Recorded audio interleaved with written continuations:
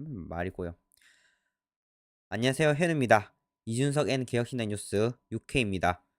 오늘 마침 장동혁 국민의힘 대표와 첫 공조를 해서 국회의장실에 항의 방문을 했다고 해요. 그러한 소식과 또 이런저런 뉴스들이 많아요. 그거에 대해서 또 그 내용에 대해서 또 간단하게 제가 간추려서 알려드리도록 하겠습니다. 먼저 제일 큰 뉴스죠. 어떻게 보면 국민의힘 입장에서는 이준석 대표와 공조하는 게 참 껄끄러울 수가 있거든요. 그런데 이제 장동 대표가 이제 좀 받아줘가지고 낌새가 있었죠. 넥타이를 여기서 딱 그림 보시면 장동혁, 이준석과 손잡나 넥타이 색깔 때문에 술렁. 이게 1월 8일 기사였거든요. 5일 전, 오늘로부터 5일 전. 장동혁, 이준석 연대론 불붙인 주황색 넥타이. 이게 시그널이거든요. 시그널. 넥타이 색깔은 많은 걸 의미하고 있습니다. 양극화 한국 정치에서 반복되어 넥타이 정치야. 장동혁 대표가 이렇게 넥타이를 주황색을 딱 매면서 뭔가 같이 해볼라고 딱 은혜원 중에 메시지를 표시하는 겁니다. 정치인이 하는 행동 중 그 뭔가 의미가 없는 건 없다. 뭔가 다 메시지예요. 사람들 앞에 보여지기 위한 직업이니까 연예인처럼. 그래서 정치인도 넥타이 색깔 보면 뭔가 뭐 낌새를 딱 눈치를 챌 수 있어야 됩니다. 자, 뭐 국민의힘과 연대할 계획 있으십니까? 뭐 이런 말을 했는데 이게 말로는 하긴 좀 그런 껄끄러운데 뭔가 러브콜을 보낸다는 의미가 넥타이를 딱 내는 거였죠. 정치인의 넥타이 색깔 주목받는 이유는 그 자체가 하나의 정치 메시지로 종종 해석되기 때문이다. 장 대표의 주황색 넥타이가 계엄에 대한 전격적인 사과 직후라는 기막힌 타이밍 때문에 정치권에서 개혁신당에 보내는 시그널이 아니냐는 해석이 나온 것처럼 말이다. 예전에 홍준표도 어 집도끼 그러니까 국민의힘 사람들한테 표를 많이 받으니까 이제 저기 국민의힘 지지층이 아닌 사람들한테 표를 받기 위해서 이 파란색 넥타이 파란색을 많이 매기도 했어요. 홍준표가 항상 빨간색만 매다가 그런 의미가 있었죠. 자, 다음. 자, 이렇게 인터뷰도 했습니다. 장동영, 이준석 첫 공조, 항속 포기, 그리고 통일교, 공천비리 진상규명. 그래서 장동혁 모든 증거 권력자 가리켜. 그러니까 이재명을 가리킨다. 민주당 보관 참시 특검만 추진. 이준석 누가 진짜 야당인지 부패한 권력인지 국민이 판단할 것. 이렇게 이준석 대표와 이 장동혁 대표가 나란히 있는 이 사진이고요. 기사를 한번 읽어보도록 하겠습니다. 장동혁 국민의힘 대표는 처음 문제일까? 장동혁 국민의힘 대표와 이준석 개혁신당 대표가 대장동 항소 포기, 통일교 요착, 더불어민주당 공천비리 의혹 등에 대해 진상규명이 필요하다고 한목 소리를 냈다. 보수정당 대표가 맞손을 잡고 정책공조 의지를 밝힌 건 22대 국회 들어 처음이다. 장동혁 국민의힘 대표는 13일 국회 국민의힘 의원실에서 이준석 개혁신당 대표와 회동을 갖고 야당이 야당의 역할을 제대로 하지 못하면 스스로 국민을 배신하는 것이라며 야당이 여당을 견제할 때 역할을 할 때 국민들께서 뽑아주신 그 역할을 답하는 것이라 말했다. 대장동 항소 포기에 대한 진실규명은 반드시 이루어져야 된다. 그러니까 이 검사가 이거 이재명 봐준다고 이거 항소 포기를 해버렸잖아요. 이러면 안 되죠. 통일교 특검과 공천 뇌물 특검은 반드시 실시해야 한다. 맞습니다. 모든 증거들이 권력자를 가리키고 있다. 계속 애들로서 말하네요. 이재명을 가리키고 있다. 더불어민주당을 향해 더불어민주당은 살아있는 권력에 대한 특검은 눈 감고 이미 죽은 권력에 대한 부관참시 특검만 계속 추진하고 있다. 이미 죽은 권력은 이제 윤석열 정권을 말하죠. 이번엔 반드시 대장동 항소 포기. 이거 왜 포기했냐? 권력자의 압박 때문이겠죠. 당연히 검사가 포기한 건. 통일교 특검 그리고 공천뇌물 특검을 이뤄내어야 한다고 했다. 이준석 개혁신당 대표도 이에 앞서 김병기, 강선우 특검, 제3자 추천 방식의 통일교 특검, 대장동 검찰 항소 포기 경위 규명 이 세 가지를 반드시 함께 추진하자고 장 대표에게 제안했다. 그러니까 페이스북으로 뭐 제안도 했죠. 나중에 뒤에 이 내용 한번 다룰 겁니다. 누가 진짜 야당인지 부패한 권력인지 국민께서 판단해 줄 것이라 했다. 오케이. 오케이. 국회의장인데 아니 국회의장실을 방문했는데 별로 반응이 없어요. 여기 딱 치면 아니 이게 뭐 떠들라고 모인 건 아닌데 막 이게 뭐 악수를 이게 손을 잡고 있어. 이게 그 한통속인데 이거 더불어민주당 한통속인데 이러면 안 됩니다. 이러면 지금 맞짱 깔아 갔는데 지금 막 손 붙잡고 계속 사진 찍으려고 해요. 그냥 유야무야 조용히 넘어가려고 하고 있는데 그래서는 안 됩니다. 이거 뚝갑 패야 됩니다. 이거 국회의장 이거 일 똑바로 안 하고 이거 어? 야, 장동영, 이준석 법안 강행 처리 의원식 항의 방문. 예. 뭐 악수하러 만난 건 아니거든요. 이렇게 손 붙잡으려고 만난 거 아닙니다. 이 국회의장 니 패려고 만난 겁니다. 니 패려고. 이? 예, 앉아가지고 얘기하고 뭐 이런 뭐 어필도 하고 예, 같이 했다고 합니다.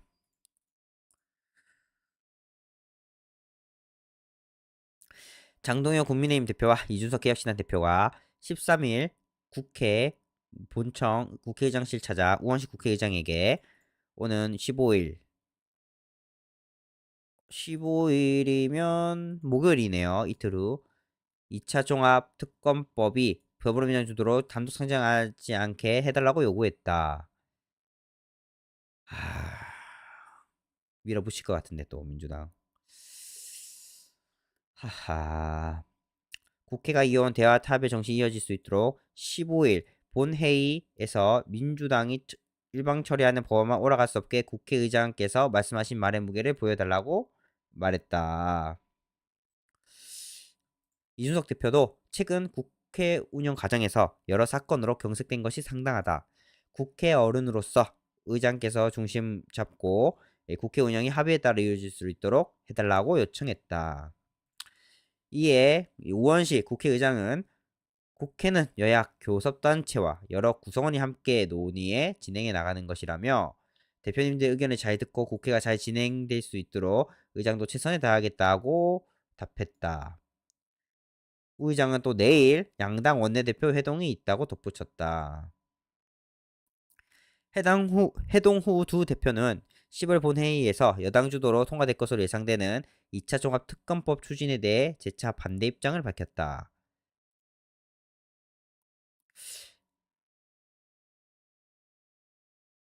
장동혁 대표는 비공개 회동에서 의장께 15일 민주당이 추진하는 종합특검법만 올리는 것은 동의하기 어렵다고 말했다.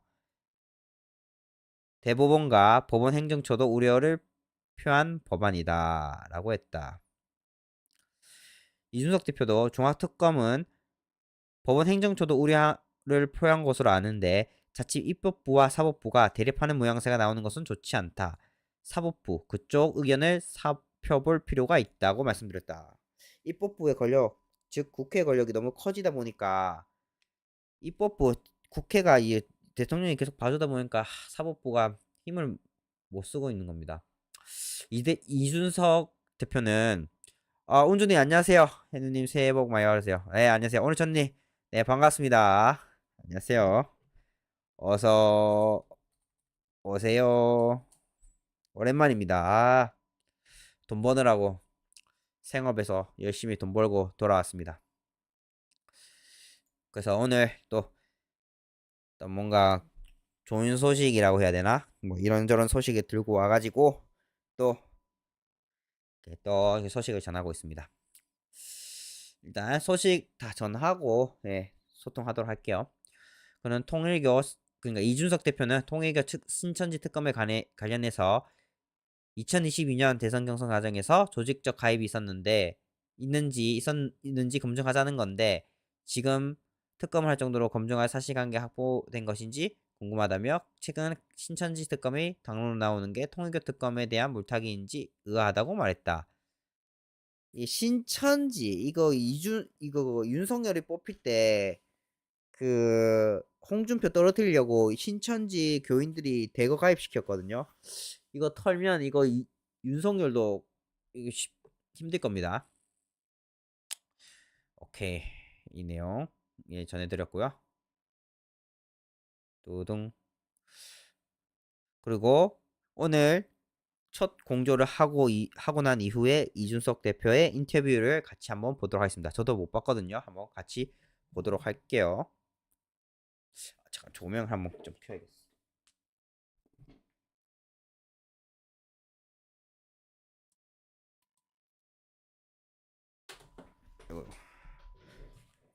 같이 보도록 하겠습니다.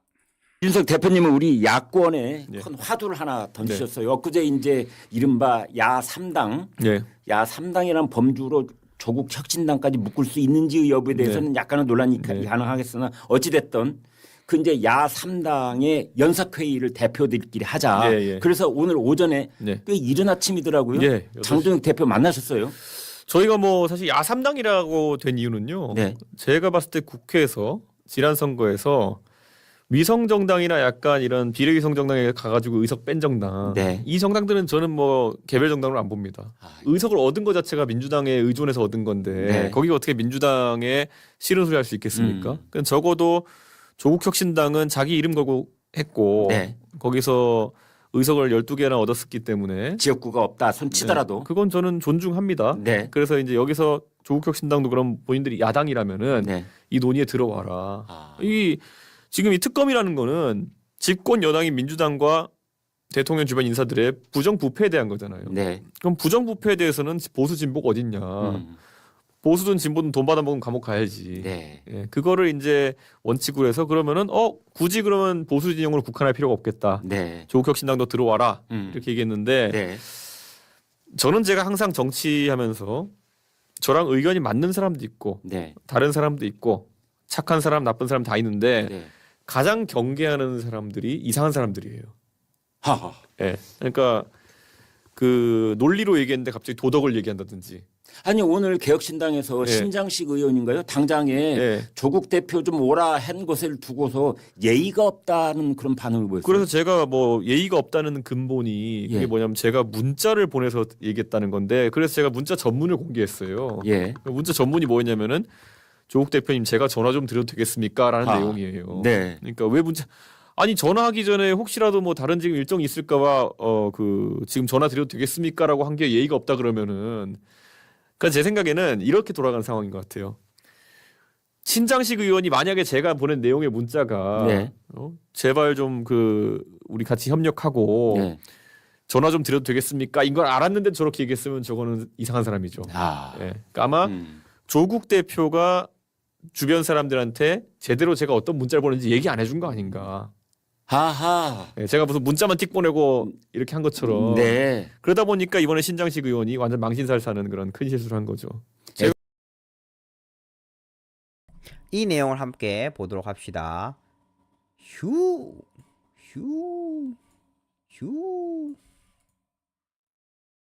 이준석 개혁신당 대표가 야당 대표 연석회담 제안을 위해 조국혁신당 대표에게 문자를 보낸 행동에 대해 예의가 없다고 지적한 신장식 조국혁신당 의원을 직격했습니다.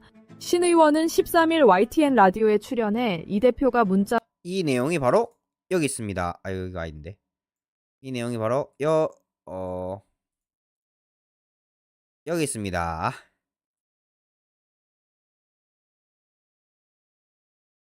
그러면 지금 국민의힘 같은 경우 특히 이제 개혁신당 같은 경우에는 통일교 관련 특검은 국민의힘만 제안한 게 아니라 조국 대표한테도 문자를 보냈다고 알려졌어요. 그 참 예의 없는 일인데요. 대표한테 뭔 정치적인 걸 대안을 하면서 문자를 보냈다라는 것도 참 조국 대표 반응이 어땠는지 궁금해요. 참 이준석 대표답다.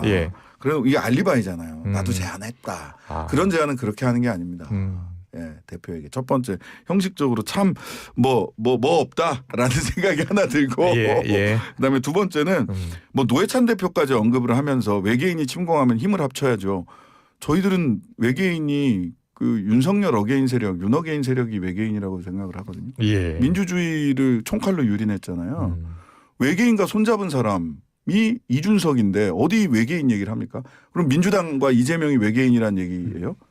우리 국민들이 그렇게 생각하십니까? 예. 지금 총칼로 민주주의를 유린하고 사형 구형을 눈앞에 둔 사람이 윤석열이에요. 윤석열을 싸고 돌고 부정선거론자 황교안과 우리가 하나다라고 얘기하는 사람이 장동혁 대표고요. 예? 뭐 계엄에도 불법 비상계엄에도 하나님의 뜻이 있다 이렇게 얘기하잖아요. 이런 사람하고 손잡으면서 외계인 운운하는 걸 보면 이분이 가지고 말에 핀트를 돌리고 있죠. 이상한 소리를 하고 자빠졌습니다. 묻는 거에 대답을 안 하고. 이게 바로 물타기입니다. 질문에 답 안 하고 저 사람이 저랬던 사람인데 자격이 있냐 자격론을 논하는 겁니다. 끄지지공. 따로 야3당 대표 회동을 제안한 것에 대해 참 이준석 대표답다며 형식적으로 참 예의가 없다고 비판했는데요. 이에 이 대표는 13일 자신의 페이스북에 신장식 의원이 희한한 소리를 하는데 조국 대표께 제가 보낸 문자 전문을 공개한다며 조 대표와 주고받은 문자 내용을 공개했습니다. 이 대표는 조 대표에게 문자로 먼저 페이스북을 통해 이 내용을 검색해서 보도록 하겠습니다. 여기 있네요.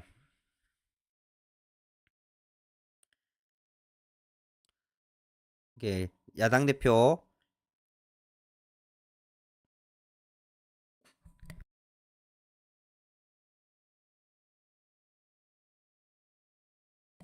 연석회담을 제안합니다 하고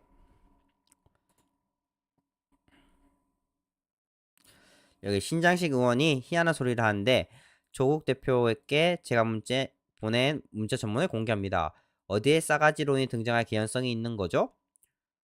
장동혁 대표께도 비슷한 내용으로 문자를 먼저 드리고 전화로 연락했습니다. 조국 혁신당은 제안에 대해서 합리적으로 답변하면 되지. 계속 어제부터 전과자 많은 본인들이 다른 사람을 범죄자라 칭하고 전과자 많은 본인들이 정중하게 문자로 전화 드려도 되냐고 문의했는데 문자를 예의 없게 보냈느니 정반대로 이야기하고 다수의 국민들이 바라는 특검을 하기 싫은 이유를 합리적으로 설명하시면 됩니다. 요거죠. 또 참 예의 없다. 아까 보셨죠? 이거 같은 경우도 확대를 하면 보이나?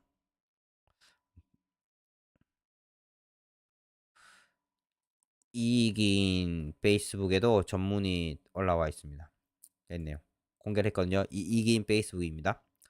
이준석 대표가 조국 대표에게 보낸 문자. 조국 대표님 개혁신당 이준석입니다. 뭐라. 이거 엄청 예의를 갖춰가지고 문자로 먼저 전화를 드려도 괜찮으시겠습니까? 라고 이렇게까지 말을 했는데 이렇게 양해 구하고 전화 허락까지 맞는 게 싸가지 없는 문구면 신장식 의원은 평소에 무릎 꿇고 속고 대제 정도는 해야 문자 보내시나요? 정중한 제안을 싸가지로 받는 건 보낸 사람의 예의 문제가 아니라 받는 사람의 자격지심 문제입니다. 라고 했습니다. 그리고 요 조국이는 이준석 대표님 조국의 답변은 어떻게 됐냐면요. 이거 세티브 써야겠다. 오케이. 이게 조국의 답변입니다. 이준석 대표님 저희 당의 입장문을 보지 못하신 모양입니다. 이하 첨부하오니 참조하십시오. 조국 드림. 입장문. 또 이거 핀트를 돌리는 건데 통일교 특검으로 특검의 수사 범위를 좁히려는 시도라고 또 물타기를 하는 겁니다. 아니 뭐 통일교 특검이든 무슨 특검이든 다 같이 이렇게 그냥 받자는 건데 이게 민주당 얘네들이 어떻게 하는 거냐면 특검을 자기네들 인사로 그러니까 자기네들 사람으로 판사로 추천해서 특검을 받게 하려고 하는 거거든요. 근데 이준석 대표와 이 장동혁 대표는 같이 합해가지고 뭘 주장하냐? 제3자 특검을 추진하는 겁니다. 그러니까 민주당 측 인물, 민주당 측에 판결할 판사를, 그러니까 민주당 쪽 사람들이 추천하는 판사든 뭐 검사든 걔네들을 세우지 말고 개혁신당이나 국민의힘 쪽에서 추천하는 검사 혹은 판사가 이 특검을 하도록 하자, 이겁니다. 이 사안의 본질은 통일교의 뭐 일탈뿐 아니라 정교유착 전반에 대한 수사입니다. 그러니까 정치와 종교의 유착 전반에 대한 수사라고 해서 뭐 이미 합동수사본부가 출범하여 뭐 수사 진행 중인 마당에 통일교 특검은 국민의힘 봐주기 특검이다, 막 이런 식으로 하는 건데, 참네. 누가 믿겠습니까? 이 조국 혁신당 말을. 이 민주당 똘마니인 거 다 아는데. 그렇지 않나요? 예. 네, 다음 소식.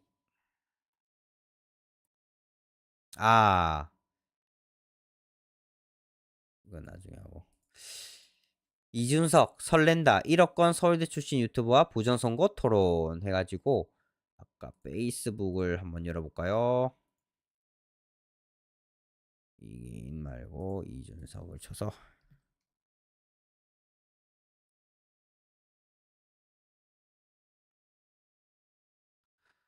그 페이스북에 올라와 있었죠. 여기 이거.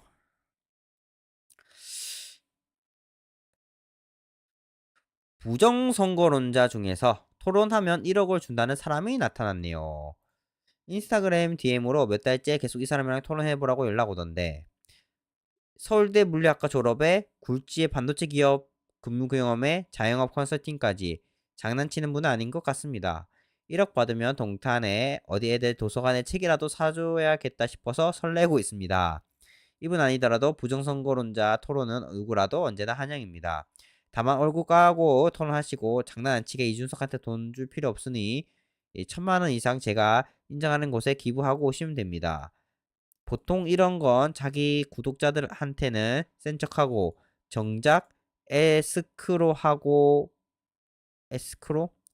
일정 잡자면 내빼던데. 예상 댓글: 이건 토론이 아니라 수상의 대상인데요. 중국 어쩌고 저쩌고. 원래 이거 태그 있었는데 샵 공돈 부정선거 토론. 이거 주장한 사람이 자영업의 모든 것이라는 뭐 MBC가 자영업자 대통령을 컨설팅하는 뭐 그러한 유튜브를 운영하는 사람인데, 최근에는 정치 유튜브로 바꿔가지고 이렇게 뭐 활동을 하고 있는 것 같습니다. 자영업 유튜버 자영업의 모든 것이라는 게 이제 이준석 vs 유튜버 자영업의 모든 것이란 채널을 운영하는 사람입니다. 저는 평소에 이런저런 뭐 유튜브 보면서 이 사람을 알고 있어요. 어느 정도는. 예전 뭐 좀 유명한 뭐 유튜브 이런 거 뭐 자영업자 뭐 있길래 뭐 예전에 몇 개 보고 이 사람 얼굴도 아는 사람이에요. 근데 뭐 최근에 이 사람이 뭐 기독교인 것 같은데, 제가 봤을 때 기독교에서 아무래도 부정선거를 많이 밀다 보니까 갑자기 뭐 부정선거 이런 걸 다루는 거예요. 이렇게 검은 색깔에 이렇게 흰색, 이게 다 이제 정치 유튜브, 이거 다 정치 유튜브인데, 이렇게 유튜브 영상도 이준석 대표님 부정선거 토론 신청합니다 이렇게 해서 만들고, 그래서 이준석 대표가 이런 글을 남기니까 자영업의 모든 것은 답변을 했습니다. 여기 있네요. 이준석 대표님 토론에 응해 주셔서 감사합니다. 답변 못 하실 줄 알았는데 아래의 다른 분들보다 훨씬 낫네요. 그런데 저는 반박하면 1억 드리겠다고 했지 토론하면 1억을 드리겠다고 한 적은 없습니다. 반박해 주시면 원하시는 동탄에 기꺼이 1억 기부하겠습니다. 반박 못하시면 저는 돈은 괜찮고 이준석 대표님의 부정선거 관련 과거 발언에 대해서 사과만 해주시면 됩니다. 다시 한번 진심으로 감사드립니다. 토론 신청 영상. 이게 그 토론 신청 영상인데 한번 같이 보도록 하겠습니다. 저는 약간 이상한 게 뭐냐면 전 세계에 보면 부정선거론자 꽤 많거든요. 근데 역시나 또 이상한 사람 얘기해서 그렇지만은 대선 지선 이기고 나서 난리치는 사람은 한 사람밖에 없을 겁니다. 그러니까 이게 선거 이기고 난리치는 부정선거론자는 전 세계에 딱 한 팀밖에 없습니다. 팀 윤석열. 그러니까 이게 좀 특이한 상황이다. 그런데 여기에 저는 반지성적인 얘기를 하는 사람들은 계속 토론 의장을 불러내고 계속 두들겨야 됩니다. 이게 왜냐면 이게 말로 하면 약간 다독이면 안 되냐 이렇게 얘기하는데요. 이렇게 돼요. 보통 일반적인 지금까지 사태가 커진 건 뭐냐면요. 부정선거 이런 얘기하는 사람 있으면요. 대부분의 비겁한 사람들이 이렇게 합니다. 아 부정선거는 아닌데요. 제가 봐도 부실한 것 같아요. 이러면서 니들이 이상한 얘기 하는 거야 이런 게 아니라 뭐 어르신 뭐 이렇게 다독이면서 하면요. 맞지? 부실성은 있지? 한 표라도 부실이 나면 안 되는 거잖아 이러면서 자기가 잘하고 있다 착각해요. 저한테 그 얘기했어요. 처음 만난 날. 자기가 검찰총장 할 때 인천지검 애들 싹 시켜가지고 선관위 털어보려다 못하고 나왔다. 이 악성 종양과도 같은 부정선거 음모론을 지금 도려내지 못한다면 대한민국의 미래 희망은 없습니다. 저는 이 순간부터 부정선거 음모론과의 전쟁을 선포하겠습니다. 이 전쟁은 민주주의를 위한 싸움이고 합리적인 이성을 회복하기 위한 싸움이며 건전한 상식을 되찾기 위한 싸움입니다. 우리가 함께 싸운다면 부정선거 음모론이라는 희대의 방송하는 김에 이 사람 주장을 한번 반복해보고 싶은데 자영업의 모든 것 망상을 공론의 장에서 지워나갈 수 있습니다. 제가 맨 앞에 나서서 싸우겠습니다. 부정선거 음모론은 원래 민주당 쪽 인사들이 저작권을 갖고 영화까지 만들어서 재미를 봤던 영역입니다. 그것이 보수 진영으로 넘어와 늦게 배운 도둑질에 날 새는 줄 모른다고 한술 더 뜨면서 보수 진영을 아예 기초부터 무너뜨리는 자해 행위가 계속되고 있습니다. 합리적 이성과 상식이 무너지면서 토론은 사라지고 부정선거 음모론은 이제 신앙의 영역이 되었습니다. 저는 2020년 4월에도 부정선거 음모론자들과 치열한 토론을 했던 적이 있습니다. 지금도 똑같습니다. 언제 어디서든 어떤 방식으로든 토론할 용의가 있으니 저에게 연락을 주십시오. 대표성이 있는 인사라면 누구든 좋습니다. 이준석 개혁신당 의원은 오늘 자신의 SNS에 아직도 부정선거를 주장하고 싶은 분들이 있으면 대표단을 구성해 대전료 1억 원을 모아서 오시면 무제한 토론 생중계를 해드리겠다고 밝혔습니다. 우선 갑자기 이런 영상을 올린 점에 대해 당사자분께 진심으로 사과를 드립니다. 저도 이게 올바른 방법인지에 대한 고민을 정말 많이 했는데요. 부정선거를 이유로 대통령이 계엄을 했고 그 대통령이 탄핵되고 구속까지 되었음에도 아직도 해소되지 않은 의혹들이 너무나도 많기 때문에 정말 많은 국민들이 선관위와 사법부 그리고 정치인들과 언론까지도 신뢰하지 못하고 이제는 국민들끼리 서로 편을 갈라 상대의 말은 듣지도 않고 각자가 선택한 미디어의 스피커 역할만 하면서 서로 혐오하고 그 갈등의 골이 극단에 치닫고 있습니다. 저는 작금의 상태가 전쟁에 준하는 국가 비상사태라 느끼고 대한민국 국민의 한 사람으로서 총을 들고 전쟁터에 나가는 군인의 마음으로 이 영상을 올립니다. 아마 당신께서도 저와 비슷한 마음으로 부정선거는 음모론이다 라는 주장을 하셨을 거라 믿습니다. 그런데 저는 당신의 그 생각이 감히 틀렸다는 말씀을 드립니다. 자세한 내용은 이 3편의 영상을 참고해 주시고 혹시 제 주장에 어떤 오류가 있다면 제 걱정은 하지 마시고 꼭 진실을 밝혀주시길 부탁드립니다. 공자님이 과이불개 오케이 여기까지 보고 근거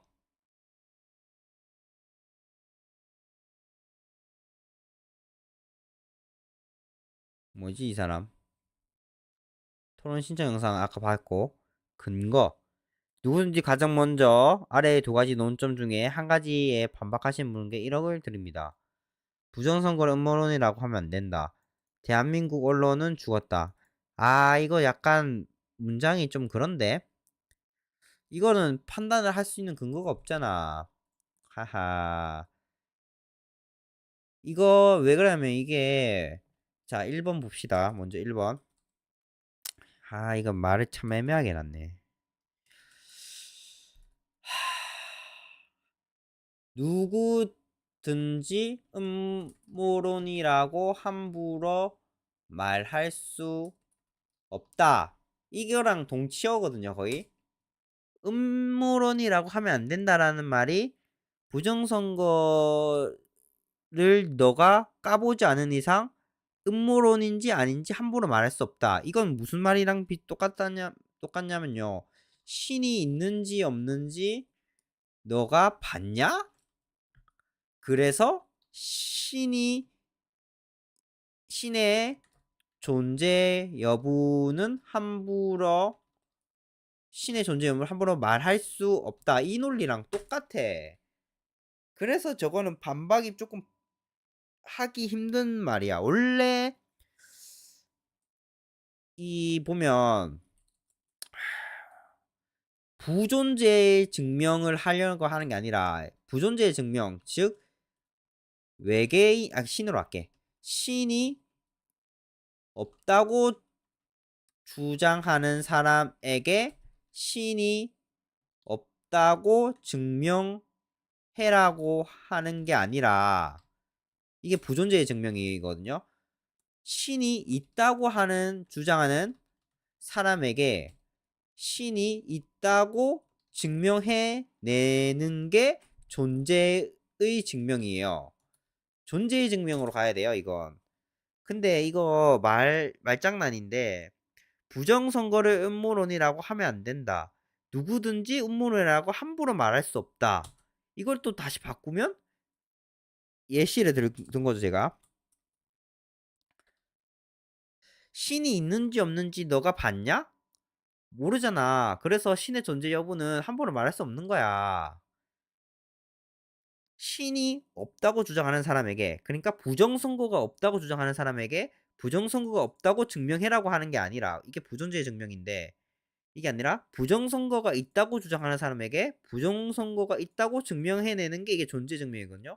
이거는 존재의 증명으로 가야 되는데 함부로 말할 수 없다. 분모론이라고 해서는 안 된다. 이렇게 해서 이거를 논박해라고 한 거는 이거는 참 애매하네요. 본인이 주장을 할 때 왜 선거가 부정선거였는지 그걸 증명해야지. 부정선거가 있다고 주장하는 사람이 있다고 증명을 해내는 게 이게 토론의 첫 시작이죠. 그리고 그거에 참과 거짓을 가리는 게 토론일 테고. 그래서 아까 이준석 대표도 여기 있네. 이건 토론이 아니라 수사 대상인데요. 예상 댓글. 이거 이 말입니다. 그러니까 참과 거짓을 가리는 건데요? 라고 딴지를 걸 수 있다는 거죠. 그리고 대한민국 언론은 죽었다가 이제 자영업의 모든 거 이 사람이 주장하는 이거 둘 중에 하나 반박하면 된다는 건데, 뭐 대한민국 언론 많이 힘든 거나 알고 있죠. 대한민국 언론은 이제 저 좌파 동네한테 많이 넘어가서 특히 JTBC나 MBC 같은 경우 얘네들 뭐 민주, 노총, 산하의 이 좌파 단체들이죠. 좌파 집단이죠, 거의. 이건 이것뿐만 아니라 언론사 뭐지? 한겨레, 오마이뉴스, 한경호, 경향신문 이밖에 더 뉴시스 또 어디가 또 저 어디고 여성신문 여기 완전 페미놈들이고 이거는 굳이 반박할 필요 없고 지금 우리가 말하는 건 이제 부정선거지. 이게 좀 중요할 것 같은데. 참. 근거를 한번 봅시다. 무슨 네이버 카페에 있네요. 논점 정리 반박하는 분께 1억 드립니다. 제가 한번 보도록 할게요. 또 쓸데없는 말을 하고 있나 한번 봐야지. 부정선거를 음모론이라 하면 안 된다. 링크를 클릭하면 관련 자료를 볼 수 있습니다.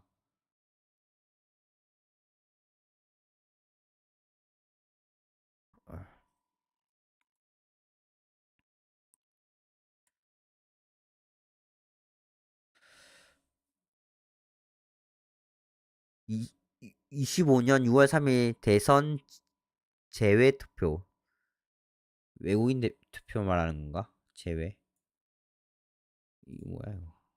아유, 유튜브구나. 선관위 불법 선거 거짓 답변. 공직선거법. 중앙선관위원장 김용빈 판사. 부정선거를 음모론이라 주장하신 분께 반박 분들은 반박해 주시길 부탁드립니다. 반박이 안 되면 이제라도 부정선거 이꼴 음모론이라는 거짓 선동 프레임에서 깨어나 정치인들과 선관위에게 진실을 밝혀달라고 함께 목소리 내주세요. MBC고 유명하지 뭐. 이건 필요 없어. 특정 정치 세력 언론노조에 그래 언론노조 이거 알고 있지 뭐. 이거 아는 거고 1번 이거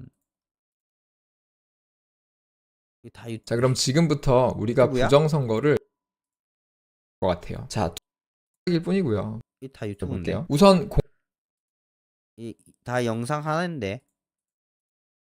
그리고 이어갈게요. 오케이. 이 영상을 보면 안다는 건가? 사실 부정선거는 음모론이다 라는 프레임이 씌워져 버린 우리나라에서 부정선거에 대한 이야기를 한다는 것이 부담도 되고 주변에서 걱정도 너무 많이 하셔가지고 선거가 끝난 이후에는 이제 그만하겠다는 말씀을 드렸었습니다.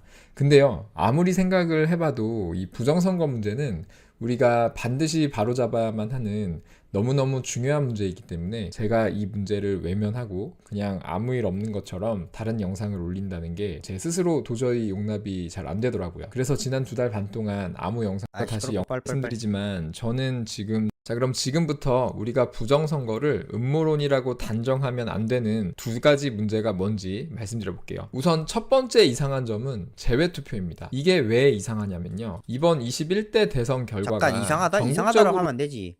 부정선거를 했다는 그 증거를 내놔야지. 이상하다고 하면 안 되지. 이상하다는 건 추측이지. 이상한다는 건 개인의 생각이지. 지금 개인의 생각 말한 게 아니잖아. 정확한 팩트를 말해야지. 는 민주당이 이겼지만 지역별로 보면 국힘이 이긴 곳도 많거든요. 지금 화면에 보시는 것처럼 서쪽에 있는 서울, 경기, 충청, 전라 지역에서는 거의 다 민주당이 이겼고 동쪽에 있는 강원도, 경상도 쪽에서는 거의 다 국힘이 이겼어요. 이렇게 지역에 따라 정치 성향에 큰 차이가 있다는 거는 우리가 이미 잘 알고 있는 사실이죠. 근데 제외투표는 어떨까요? 제외투표는 외국에 계신 분들이 하는 투표인데 이 제외투표도 출신 지역별로 선거 결과가 올라와 있거든요. 예를 들면 전라도 출신 분들의 제외투표 결과, 그리고 경상도 출신 분들의 제외투표 결과를 다 구분해서 볼 수가 있는데, 그 결과를 보시기 전에 여러분이 생각하시기에는 이 제외투표의 결과가 어떨지 잠깐 생각을 해보시면 좋을 것 같습니다. 참고로 저는 경상도 분들은 원래 국힘 쪽 지지자가 많으니까 외국에 나가도 아무래도 국힘 쪽이 더 높게 나오지 않을까 싶고요. 그리고 전라도 분들은 원래 민주당 이건 개인의 생각인데. 많이 지지하시니까 외국에서 투표를 해도 아무래도 민주당 쪽이 더 높게 나오지 않을까 하는 생각을 하는데요. 근데 이번 21대 대선의 제외투표 결과를 보면 전국의 253개 투표구 중에서 딱 한 군데, 경상남도 의령군에서만 국힘이 이겼고 나머지 252개의 모든 지역에서 민주당이 이겼습니다. 이길 수도 있는 거 아니야? 제외투표 국적. 자, GPT한테 물어볼까? 제외투표자 국적. 아씨.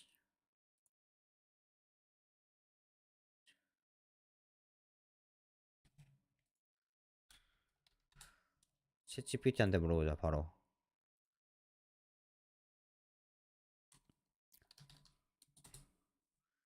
국적은 한국으로 돼 있긴 할 건데 어디서 사냐가 중요한데. 대부분 중국에 살지 않나? 대한민국 국적자만 가능하지. 대한민국의 대부분 제외투표자는 어디에 살고 있나? 이런 거 치면 바로 나오지 뭐.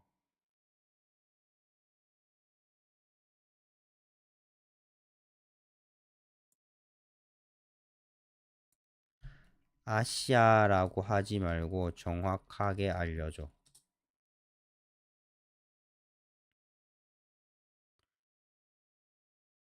미국, 일본, 중국.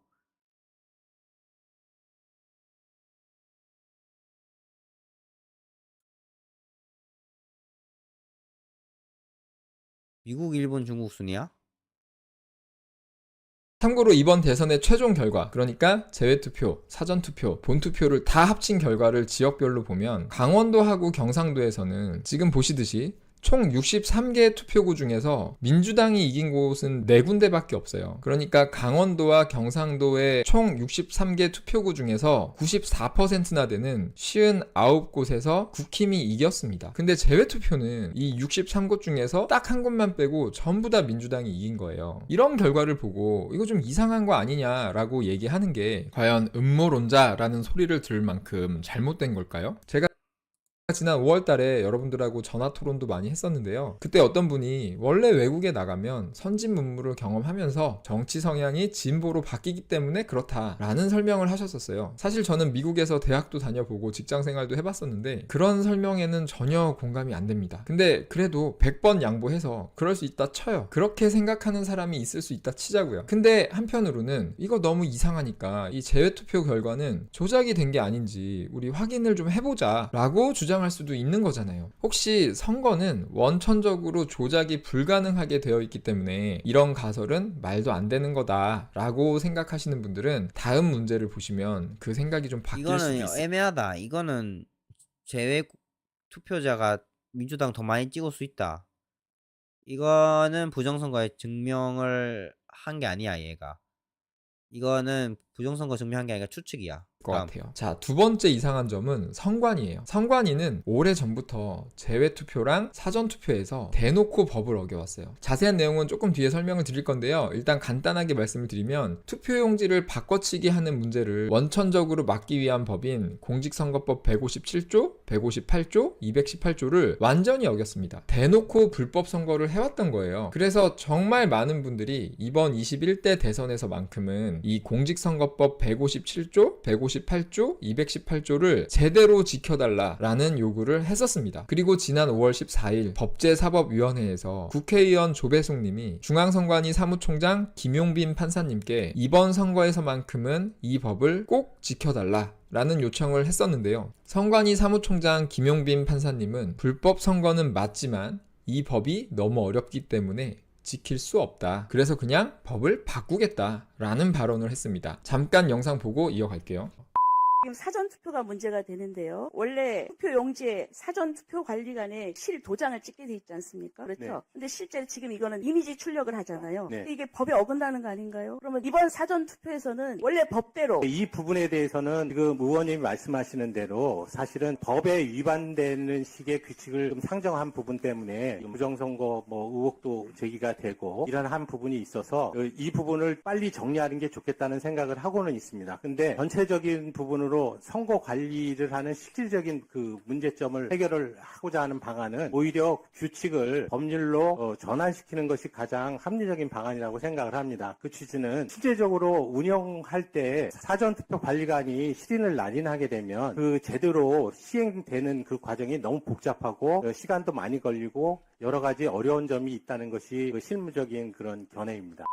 자, 이 법이 정말로 그렇게 지키기 어려운 법일까요? 전혀 그렇지 않습니다. 오히려 선관위는 훨씬 더 어렵고 복잡한 방법을 쓰면서까지 이 법을 어기고 있어요. 이거 정말 중요한 문제니까 자세히 설명드려 볼게요. 우선 공직선거법 158조 3항을 보면 사전투표를 할 때 사전투표관리관은 투표용지를 인쇄해서 사전투표관리관 칸에 자신의 도장을 찍어서 선거인에게 교부하도록 되어 있습니다. 그러니까 사전투표할 때 우리 투표용지 받잖아요. 그 투표용지는 투표관리관의 개인 도장을 찍어서 주도록 되어 있는 거예요. 그리고 공직선거법 218조의 19 2항에도 재외투표를 할 때 재외투표소의 책임위원은 투표용지를 인쇄해서 책임위원 칸에 자신의 도장을 찍거나 서명을 해서 선거인에게 투표용지를 주도록 되어 있어요. 그러니까 재외투표를 할 때도 투표용지에는 각 투표소의 책임위원의 개인 도장이나 서명을 하도록 되어 있는 거죠. 이런 법이 왜 있는 걸까요? 투표용지를 그냥 나눠주면 편할 텐데 왜 거기에다가 투표관리관의 개인 도장을 찍도록 해놨을까요? 그건 아마 혹시라도 나중에 누군가가 이 투표용지를 바꿔치기 하지 못하도록 그렇게 하는 거 아닐까요? 각 지역별로 투표관리관들의 개인 도장을 찍거나 서명을 해버리면 나중에 누군가가 이 투표용지를 바꿔치기 하기가 너무 어렵잖아요. 근데 이번 선거에서도 역시나 이 법은 전혀 지켜지지 않았습니다. 지금 보시듯이 이렇게 투표관리관의 개인 도장을 찍는 게 아니라 선관위가 만든 도장의 이미지 파일을 인쇄를 해버렸어요. 이렇게 하면 이 이미지 파일만 갖고 있으면 나중에 얼마든지 투표용지를 바꿔치기 할 수 있는 거잖아요. 근데 이 문제에 대해서 선관위 사무총장 김용빈 판사님은 도장을 직접 찍는 건 너무 어렵기 때문에 이 법은 지킬 수가 없다. 오히려 법을 바꾸겠다라는 발언을 한 겁니다. 다시 한번 들어볼게요. 실제적으로 운영할 때 사전투표관리관이 실인을 날인하게 되면 그 제대로 시행되는 그 과정이 너무 복잡하고 시간도 많이 걸리고 여러 가지 어려운 점이 있다는 것이 그 실무적인 그런 견해입니다. 여러분 정말로 이 투표용지에 도장을 찍는 게 그렇게까지 어려운 일로 보이시나요? 제가 사전투표할 때를 생각해 보면 신분 확인을 할 때 시간이 많이 걸렸고 특별히 할 일 없이 가만히 앉아 계시는 분들도 많았기 때문에 저한테 투표용지를 주시기 전에 잠깐 도장을 한번 찍고 주는 게 그렇게 어려운 일은 아닌 것 같습니다. 근데 그건 어디까지나 제 생각일 뿐이고요. 만약에 정말로 이 투표용지에 투표관리관의 도장을 찍는 게 너무너무 어려운 일이라면 그럼 지금부터 설명드릴 당일 투표에서의 불법 행위에 대해서도 생각을 해보셨으면 좋겠습니다. 공직선거법 157조 2항을 보면 선거일에 투표용지를 교부할 때는 투표관리관이 사인 날인란에 사인을 찍은 후에 선거인에게 주도록 되어 있습니다. 여기서 사인이 뭘까요? 국립국어원의 표준 대사전을 보면 사인이란 개인이 쓰는 도장이라고 되어 있어요. 그러니까 당일 투표에서도 투표관리관은 투표지를 줄 때 투표관리관의 개인 도장을 찍도록 되어 있는 거죠. 근데 이번 선거의 당일 투표에서도 이 법은 제대로 지켜지지 않았습니다. 지난 선거들과 마찬가지로 이번 선거에서도 투표관리관들의 사인이 아닌 선관위의 도장을 찍었어요. 지금 보시는 화면에 왼쪽과 같은 개인 도장이 아니라 오른쪽과 같은 도장을 각 투표소별로 따로 만들어서 찍은 거죠. 참고로 이번 21대 대선의 투표소는 14,295개였습니다. 그러니까 원래 법대로 하면 선관위에서는 그냥 투표관리관들한테 개인 도장을 찍어주세요라고 안내를 하면 될 것을 굳이 서로 다른 도장을 14,295개나 만들어서 그 도장을 사용한 거예요. 그리고 그 도장들이 어떻게 관리되고 있는지는 저는 잘 모르겠습니다. 만약에 그 도장들을 누군가가 보관하고 있다면 조작을 하는 게 좀 더 쉬워지는 거잖아요. 이렇게 논란의 여지가 있음에도 불구하고 이렇게까지 하는 이유가 뭘까요? 아까 선관위 사무총장님이 사전투표와 재외투표에서는 투표지에 도장을 직접 찍는 게 너무 복잡하고 시간도 많이 걸리고 여러 가지 어려운 점이 있어서 인쇄를 할 수밖에 없다라고 했었는데 도대체 당일 투표에서는 왜 이렇게 더 복잡하고 더 어려운 방법을 쓰면서까지 법을 안 지키는 걸까요? 이번 21대 대선은 대통령의 계엄령 때문에 치러진 선거였어요. 그리고 그 계엄령의 주된 내용 중 하나가 부정선거였습니다. 그래서 정말 많은 분들이 제가 방금 말씀드린 이 법들을 꼭 지켜달라는 요청을 했었습니다. 하지만 이번 선거 역시 이런 법들이 전혀 지켜지지 않은 불법 선거로 치러졌어요. 그리고 중앙선관위 사무총장님이자 대한민국의 판사인 분이 공식적인 자리에서 이 법을 바꾸겠다라는 발언을 했습니다. 오늘 말씀드린 내용만으로 부정선거가 100% 확실하다라고 단정할 수는 없습니다. 하지만 이 정도 정황이면 표현의 자유가 있는 이게 끝이야? 이거 다 의심이잖아. 이거는 부정선거가 일어났다는 명확한 증거가 아니잖아. 민주주의 국가에서 부정선거에 대한 의혹 제기 정도는 할 수 있어야 되는 거 아닐까요? 그런데 부정선거 의혹을 제기하면 처벌하겠다는 법을 만들려고 하고 청문회에서 유튜브 코리아 사장님을 불러서 도대체 왜 아직도 유튜브에는 부정선거 영상이 돌아다니냐며 제재를 하겠다는 발언을 하고 정치인들과 언론이 앞장서가지고 부정선거를 이야기하는 사람들에게 음모론자, 극우라는 프레임을 씌우는 거는 이건 정말 잘못된 거 아닌가요? 각종 언론과 선관위에서는 마치 모든 의혹이 다 해소된 것처럼 말하면서 부정선거를 음모론으로 몰고 있지만 그 내용을 자세히 들여다보면 납득하기 어려운 판결, 교묘하게 왜곡된 이상한 설명 등이 정말 많다는 것을 알 수 있습니다. 부정선거는 민주주의의 근간을 무너뜨릴 수 있는 중대한 문제입니다. 따라서 저와 여러분들의 정치적인 입장과 상관없이 이 문제에 대해서는 반드시 한 목소리를 내야 된다고 생각해요. 근데 2025년의 대한민국에서는 이상하게도 부정선거를 얘기하면 극우, 음모론자가 되어버립니다. 몇 년 전만 해도 김어준 씨나 이재명 대통령도 아니 그거 음모론자라고 안 할게. 근데 당신의 주장이 터무니가 없잖아. 이건 명확한 증거가 아니잖아. 이게 끝이야?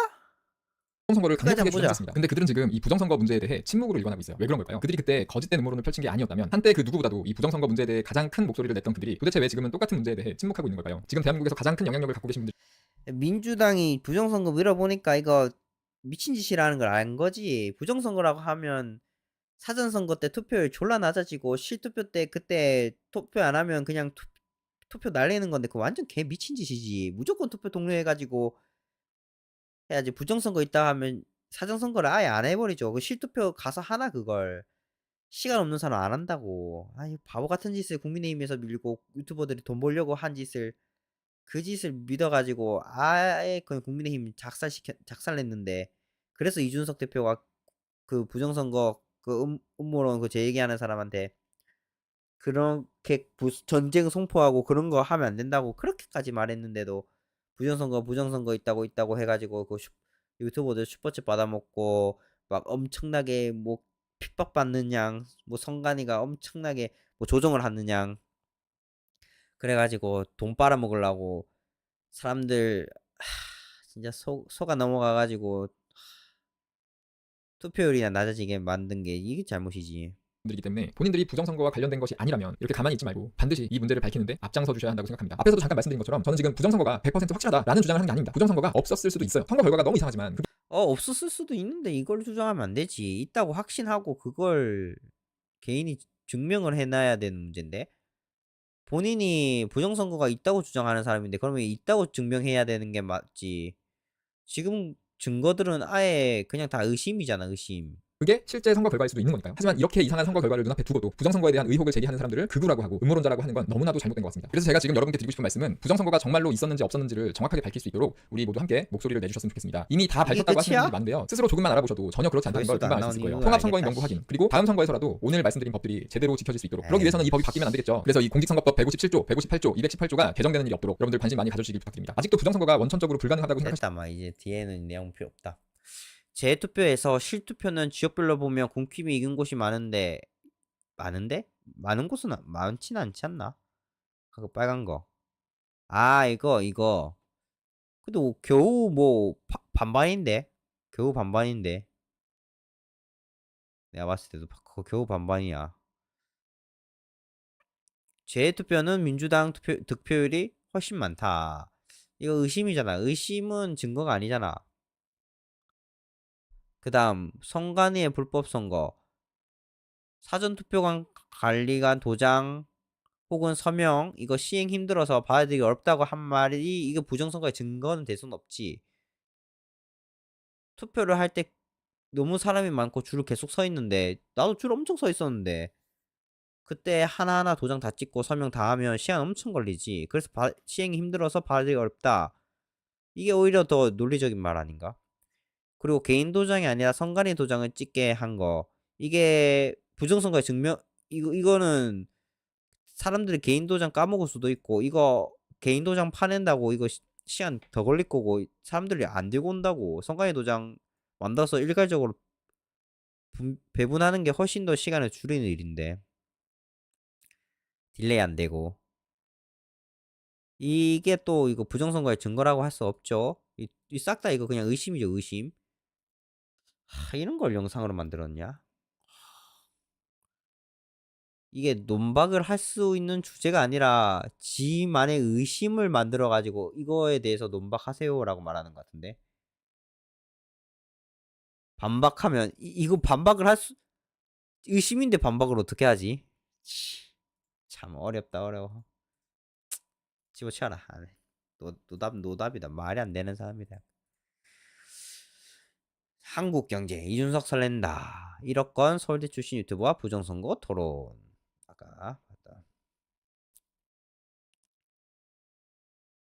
아까 제가 말했던 거.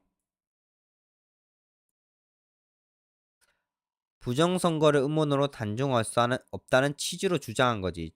취지지 증거가 아니잖아. 제외 유권자 투표 결과에서 석연치 않다고 보는 부분은 지역별로 표가 엇갈린 국내와 달리 재투표에서 아까 말했던 거기에 경남은행군 제외하고 모두 이재명이가 이겼다는 승리했다는 점이다.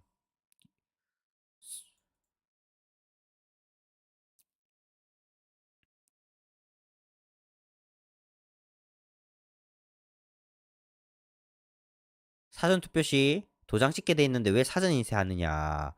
실무적으로 투표관에 직접 날이하는 방식이 너무 복잡하고 시간에 오래 걸려 어렵다는 견해가 있다고 답했다.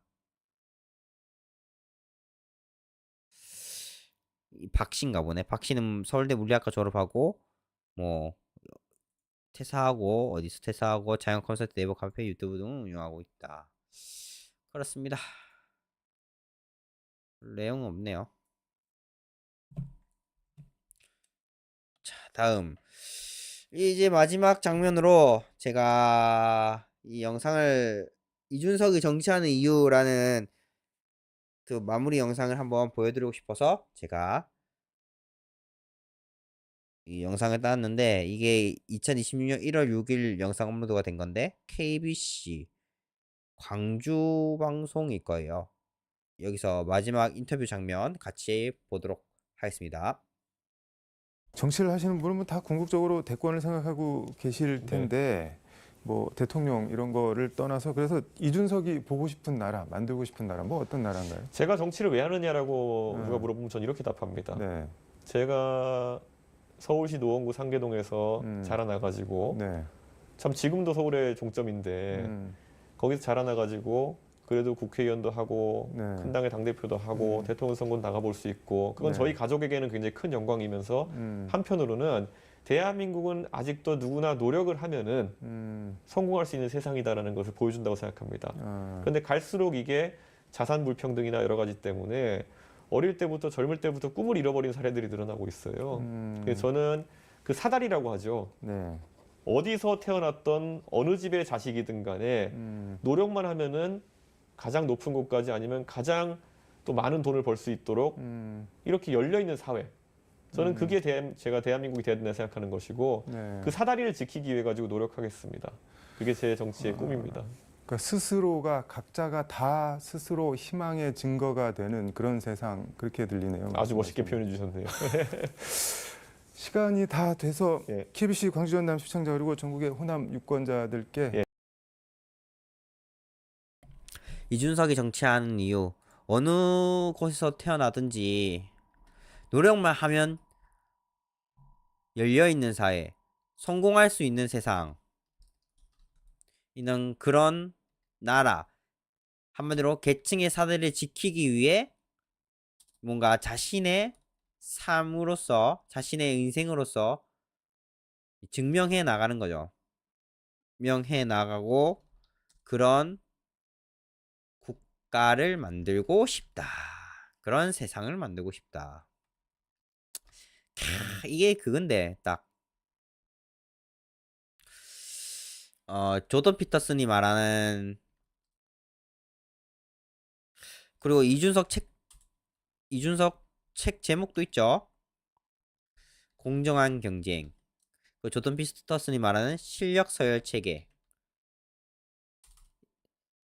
제 가치관도 이거랑 거의 뭐 똑같은데, 제 가치관이기도 한데, 공정한 경쟁을 통해 실력 좋은 사람이 높은 보상을 받도록 만드는 그런 사회를 만드는 게 맞죠. 좌파는 어떻다? 이게 우파의 가치관이고 시장 중심이죠. 시장 중심. 좌파는 뭐냐면 부자놈들 돈 뺏어서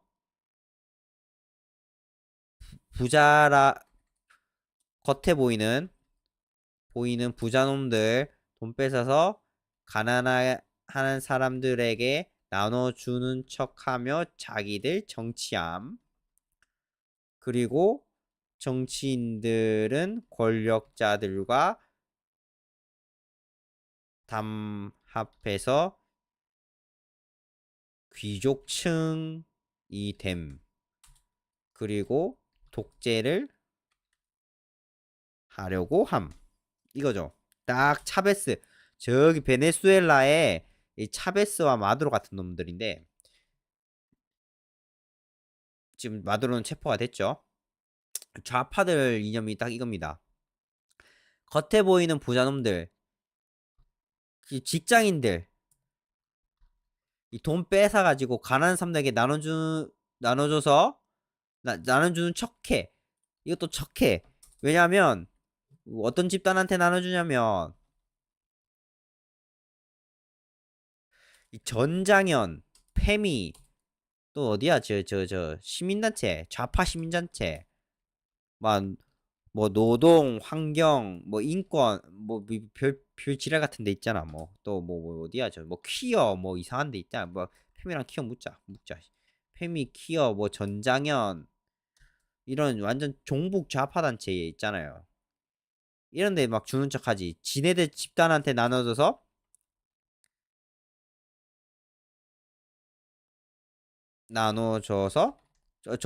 또 어디 있노? 저 민주노총 같은데. 그리고 뭐 간첩도 개 많잖아.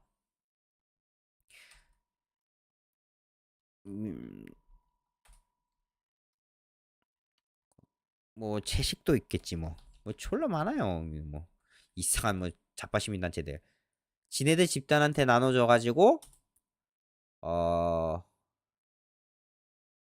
집회하고 집회, 그리고 전장현처럼 그 땡깡 지르기, 막 지하철 뭐 불법 시위도 하죠. 그리고 뭐 그거 몸 파는 그 창녀들한테 문신 제거 비용 같은 거 쓰죠.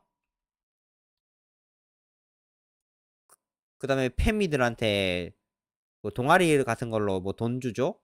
뭐 생활비 주죠. 그리고 여성 우대 뭐 주택 뭐 이런 거 만들어서 주죠. 아무튼 간에 뭐 나라 돈으로 세금 힘들게 거둔 거 공공의 영역 크게 만들어 가지고 지네들 좌파 단체들한테 돈 주려고 하는 거죠. 이 좌파놈들이 딱 이렇습니다. 그렇게 해서 이 자기들 정치하는 거예요. 이렇게 해서 정치인들은 권력자들과 담합해서 이 귀족층 하려고 항상 그리고 지네들 아들, 딸, 자식들 지네 자식들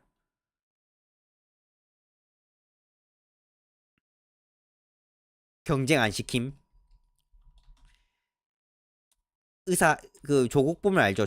조국 전 법무부 장관 보면 조국 보삼 의사 불법으로 뭐라 해야 되지? 인맥으로 의사 시키려고 함. 그렇게 해가지고 지네들 귀족층 만들어서 독재하려고 하죠. 이 베네수엘라의 차베스랑 마두로 같은 놈들입니다. 이 좌파 놈들이. 이걸 정확하게 아셔야 됩니다. 아이고 힘들어. 오늘 방송 여기까지 하고 이런저런 많은 내용을 다뤘는데 한번 소통을 해보도록 하겠습니다. 소통 시간.